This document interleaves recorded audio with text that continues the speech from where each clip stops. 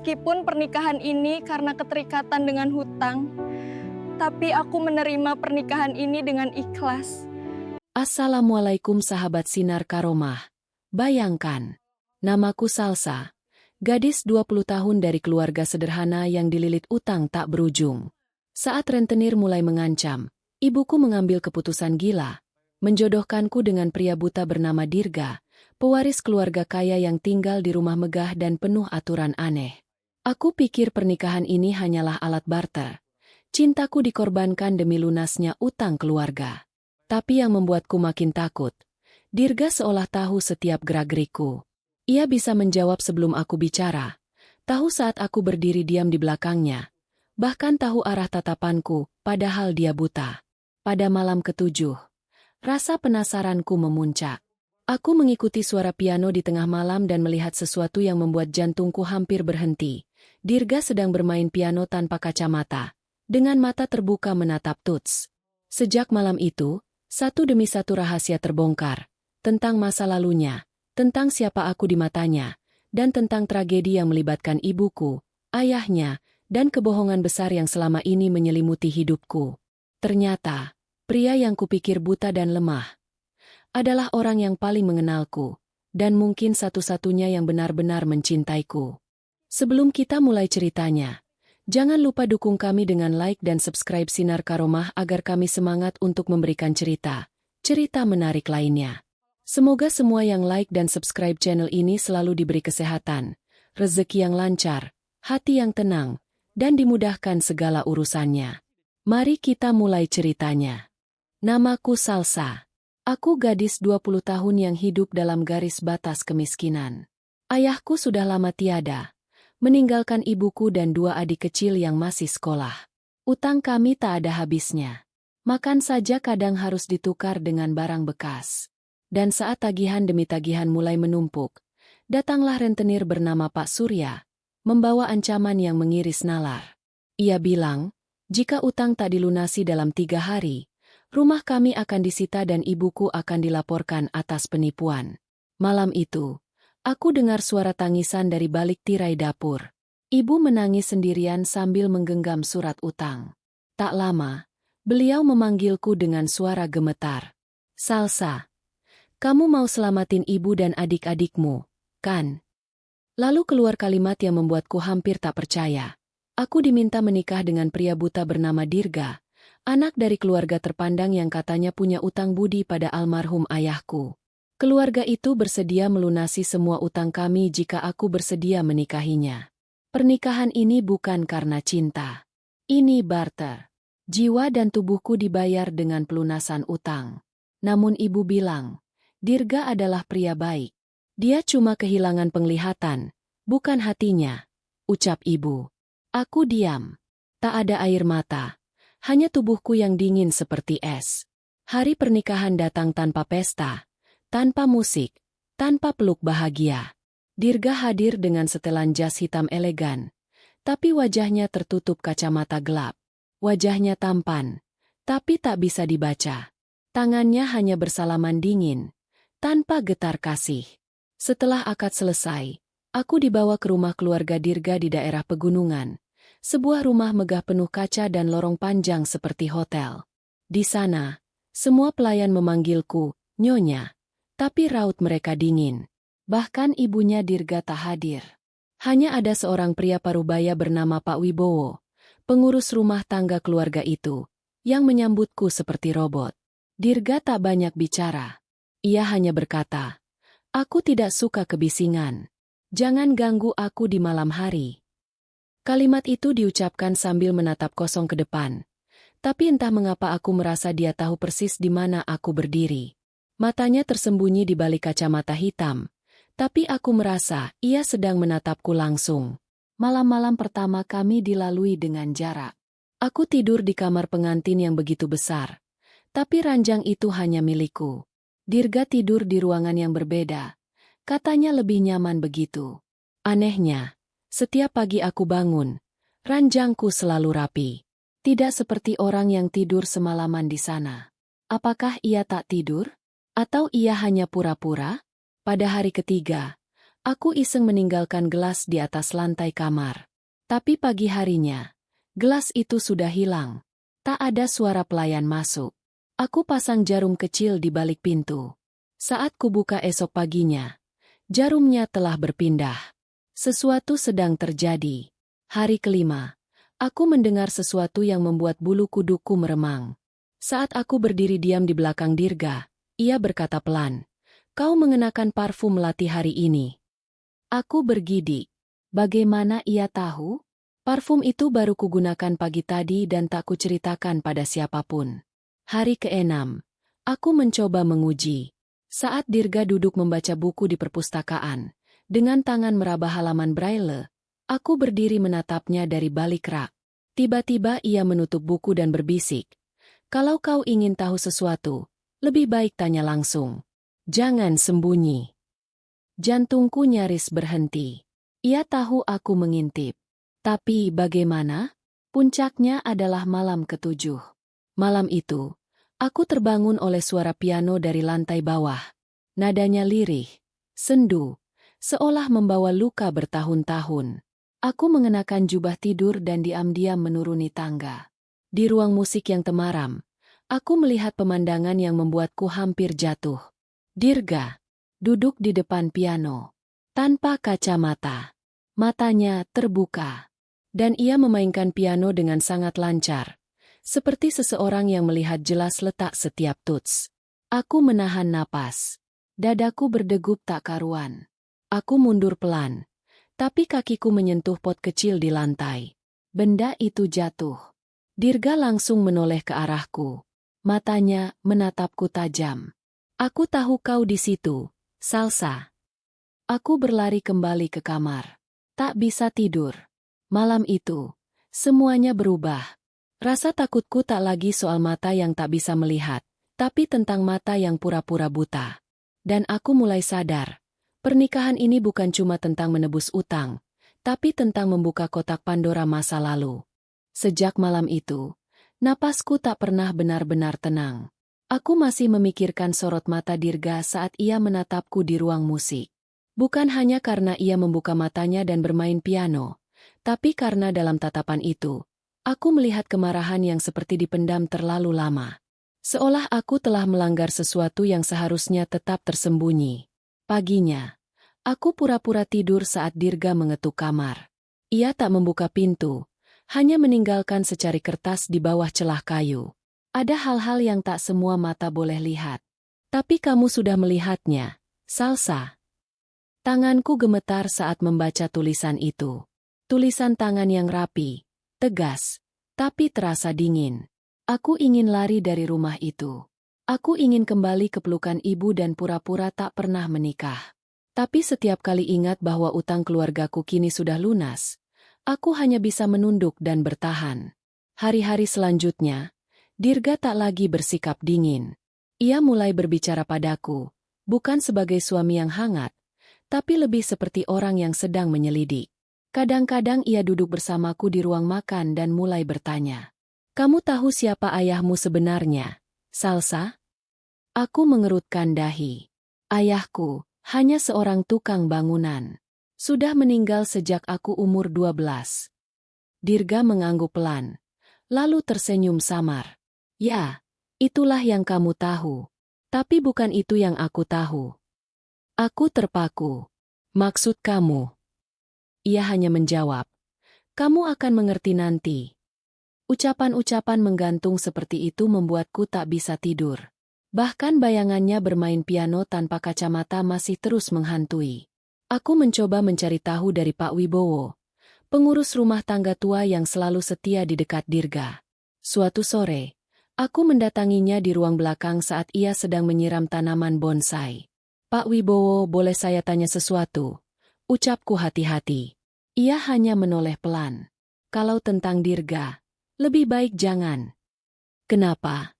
tanyaku. "Karena tak semua kebenaran akan membuatmu lega."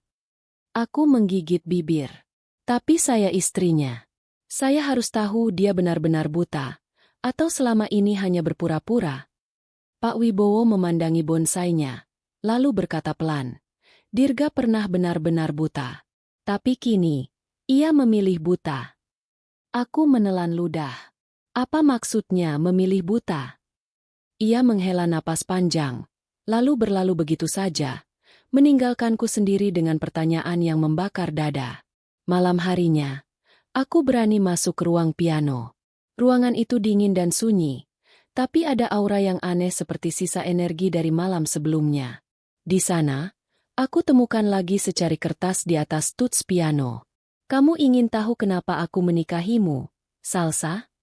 Aku menggenggam kertas itu erat. Dadaku sesak. Aku ingin tahu. Tapi aku juga takut tahu.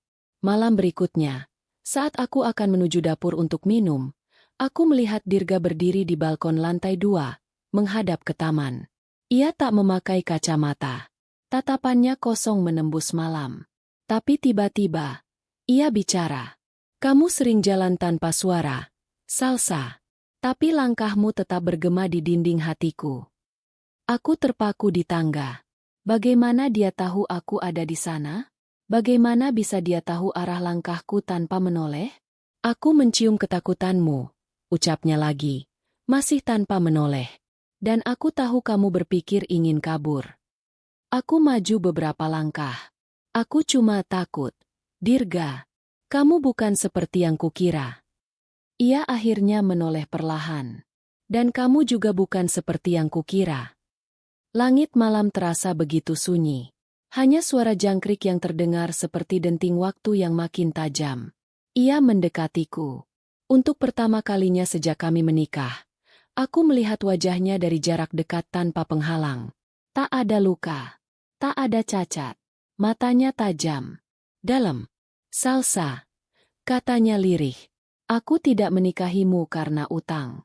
Aku menikahimu karena masa lalu orang tuamu dan orang tuaku telah menghancurkan sesuatu yang berharga, dan kamu adalah bagian dari benarnya takdir yang pernah salah arah. Aku nyaris tak mengerti maksud kalimat itu.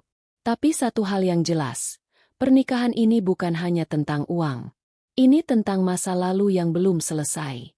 Tentang rahasia yang terkubur bersama kematian ayahku. Dan mungkin juga tentang dendam. Dan sejak malam itu, aku tahu satu hal. Dirga tidak buta. Tapi aku, yang selama ini buta. Hari-hari setelah malam itu jadi lebih aneh. Dirga semakin sering muncul tanpa kacamata. Tapi hanya saat tak ada pelayan atau orang lain yang melihat.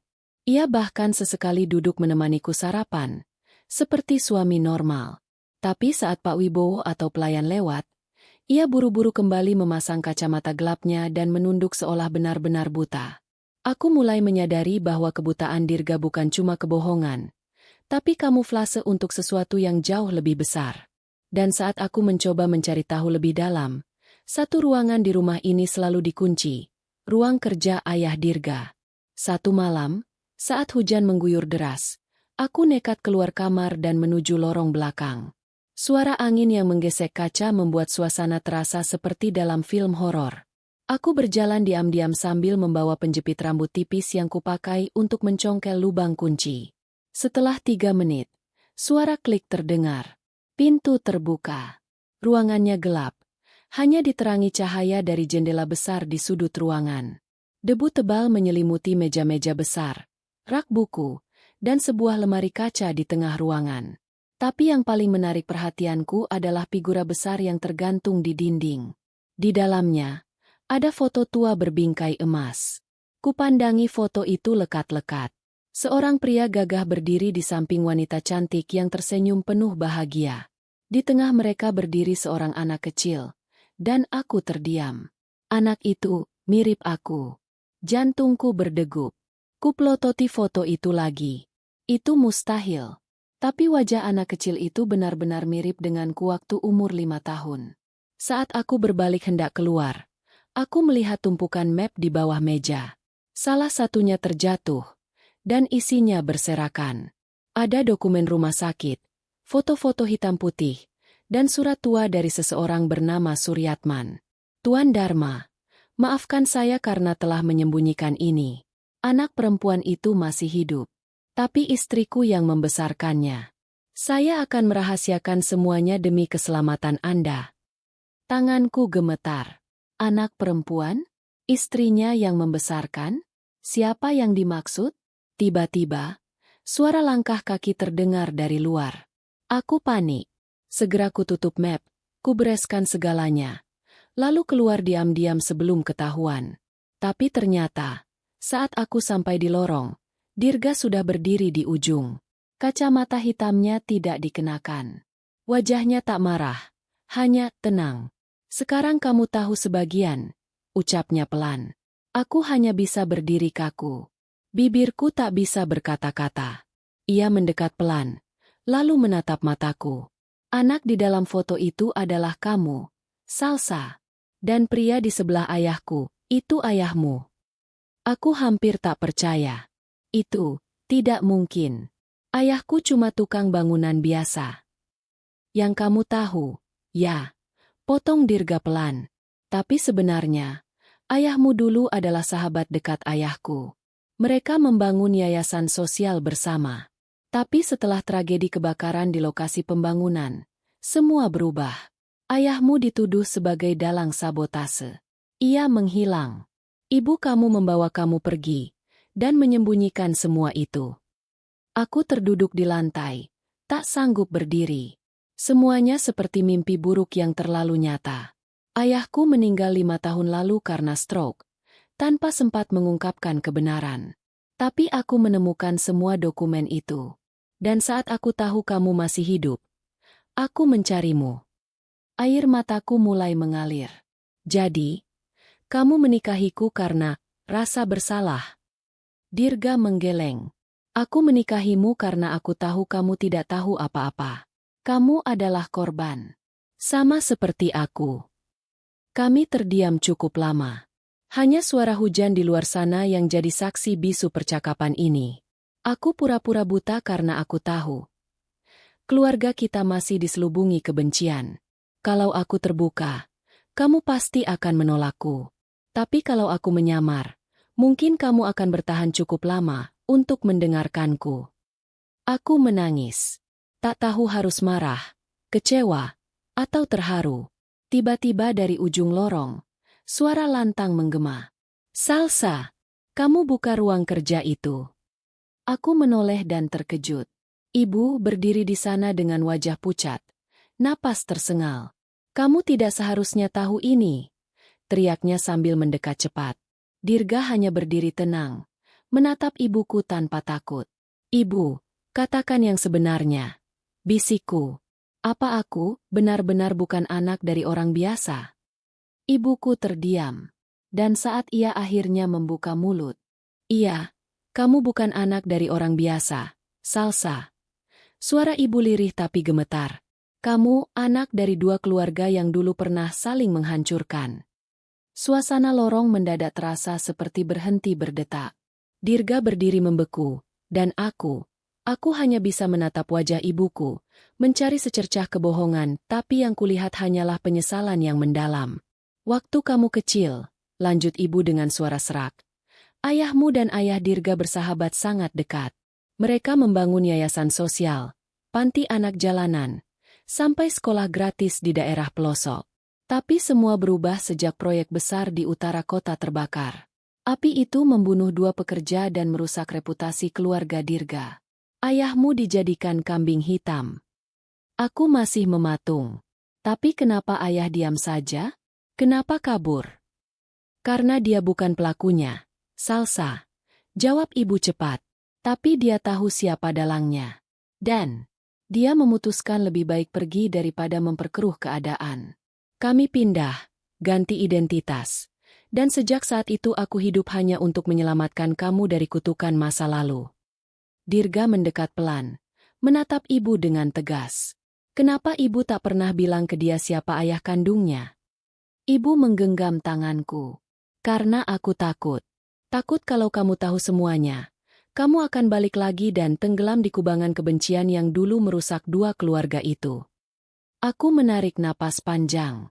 Kepalaku pening. Emosi bercampur aduk seperti badai. Cinta, dendam, rahasia, pengkhianatan semua menari di dalam dadaku. Tapi satu hal yang tak bisa kutolak adalah kenyataan. Selama ini aku hidup dalam kebohongan, Dan satu-satunya orang yang mencoba menunjukkan semuanya adalah Dirga. Malam itu, untuk pertama kalinya, aku masuk ruang tidur Dirga. Ia duduk di depan jendela besar yang menghadap ke kota. Tanpa kacamata. Ia bahkan tak menoleh saat aku masuk. Maaf kalau semuanya terlalu mengejutkan, ucapnya tanpa ekspresi. Aku yang harusnya minta maaf. Bisikku. Selama ini aku curiga padamu. Tapi ternyata kamu menyimpan semuanya sendirian. Dirga menghela napas. Aku tak punya pilihan. Sejak ayahku meninggal, aku dapat pesan terakhir dari beliau. Bahwa kebenaran harus ditebus dengan cinta, bukan dengan dendam. Maka aku mencarimu. Aku pikir, kalau kamu jadi istriku, kita bisa memutus rantai kebencian itu. Aku terdiam. Rasanya ingin memeluknya. Tapi ada sesuatu yang masih mengganjal. Lalu kenapa kamu pura-pura buta? Tanyaku akhirnya. Ia menoleh pelan, menatapku dengan mata yang jernih tapi menyimpan luka. Karena aku tahu, banyak orang yang mengawasiku. Termasuk orang-orang yang dulu menjebak ayahmu. Jika mereka tahu aku bisa melihat, mereka akan menyingkirkanku seperti mereka menyingkirkan ayahmu. Jantungku berdegup lebih cepat. Siapa mereka? Orang-orang dalam keluarga besarku sendiri, jawab Dirga lirih. Pamanku, pengurus yayasan, beberapa mitra lama. Mereka menginginkan warisan ayahku. Mereka ingin aku terlihat lemah, tak berguna agar mudah dikendalikan. Jadi aku berpura-pura. Dan saat aku tahu kamu adalah putri dari sahabat ayahku, aku sadar ini waktunya membuka semua kebusukan itu. Aku tercekat. Jadi pernikahan kita bagian dari rencana besar. Sebagian, jawabnya pelan. Tapi aku tak bohong waktu bilang, aku benar-benar mencintaimu. Kata-kata itu seperti menghantam jantungku. Aku tahu Dirga bukan pria sempurna. Tapi ia satu-satunya yang berani membongkar semua kegelapan itu. Ia menanggung pura-pura, ancaman, dan beban sejarah demi satu hal, mengakhiri dendam yang diwariskan. Tiba-tiba dari luar kamar, suara pintu dibanting keras. Aku dan Dirga sontak berdiri. Pak Wibowo masuk dengan wajah pucat. Tuan, nyonya mereka datang. Apa? Tanya Dirga tegang. Mereka yang dulu menjebak ayah Anda. Mereka tahu Anda sudah tidak buta. Mereka datang malam ini. Aku gemetar. Dirga segera menarik tanganku. Salsa, mulai malam ini, kamu harus tahu satu hal. Aku tidak akan biarkan kamu dilukai lagi, seperti ayahmu dulu. Dirga, aku takut. Ia menatapku tajam. Kalau kamu tetap di sampingku, aku akan melindungimu sampai akhir. Dan malam itu, semuanya berubah menjadi lebih gelap. Malam itu langit tak bersuara. Tapi udara di rumah besar itu terasa sesak. Seperti ada yang menggantung di setiap lorongnya. Langkah kaki Pak Wibowo makin cepat, mengantarkan kami menuju ruang rahasia yang berada di balik lemari buku tua di perpustakaan. Dirga menarik tanganku erat. Wajahnya dingin tapi penuh siaga. Siapkan keberanianmu, Salsa, bisiknya. Ini mungkin malam yang menentukan hidup kita. Kami masuk ke sebuah ruangan tersembunyi. Di dalamnya ada layar monitor yang menampilkan rekaman CCTV dari seluruh penjuru rumah. Aku terkejut saat melihat mobil-mobil hitam tanpa plat parkir di depan halaman. Siapa mereka? Tanyaku panik. Orang-orang pamanku. Mereka tahu aku sudah membuka file rahasia yayasan. Mereka takut aku bongkar semuanya ke media. Jawab Dirga sambil membuka laci brankas. Di dalamnya, ada satu dokumen besar dengan tulisan, Konspirasi Yayasan Dharma Bakti. Dirga menyerahkan dokumen itu padaku. Kalau terjadi sesuatu padaku, kamu serahkan ini ke kantor pengacara Arman Gunawan. Dia satu-satunya orang yang bisa dipercaya. Aku memeluk dokumen itu. Tubuhku gemetar. Tak lama, suara bentakan terdengar dari luar. Teriakan laki-laki, suara pelayan yang dipukul, dan hentakan sepatu mendekat ke ruang utama. Kami menahan napas di ruangan rahasia. Tapi Dirga tak tinggal diam. Ia menyalakan speaker tersembunyi yang langsung tersambung ke seluruh rumah.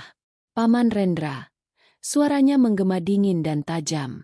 Kalau malam ini kau pikir bisa menguasai rumah ini, kau salah besar. Aku sudah tahu semuanya. Suara tawa kasar terdengar dari speaker. Jadi ternyata matamu sudah melek. Ya, Dirga? Bagus.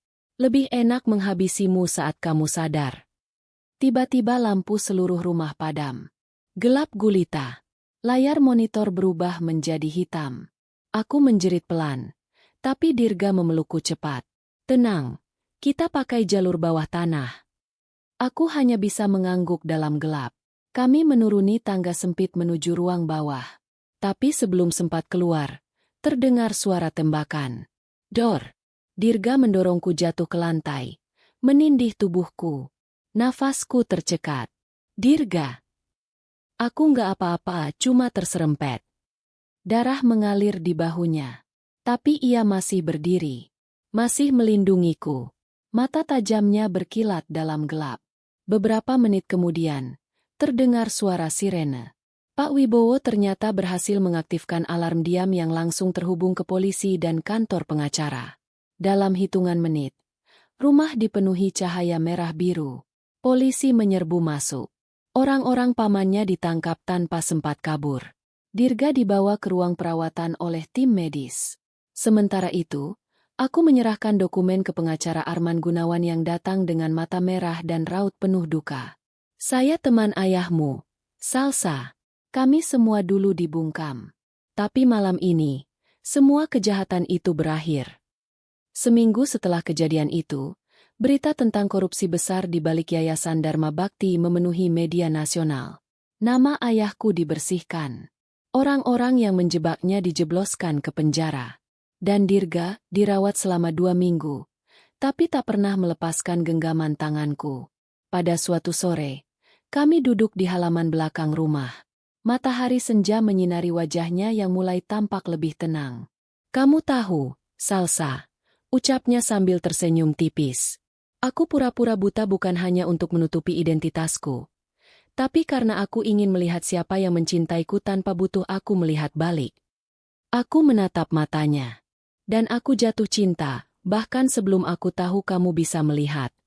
Ia menggenggam tanganku erat. Tak ada lagi kebohongan. Tak ada lagi luka yang disembunyikan. Hanya 2 hati yang akhirnya saling menemukan dalam gelapnya masa lalu.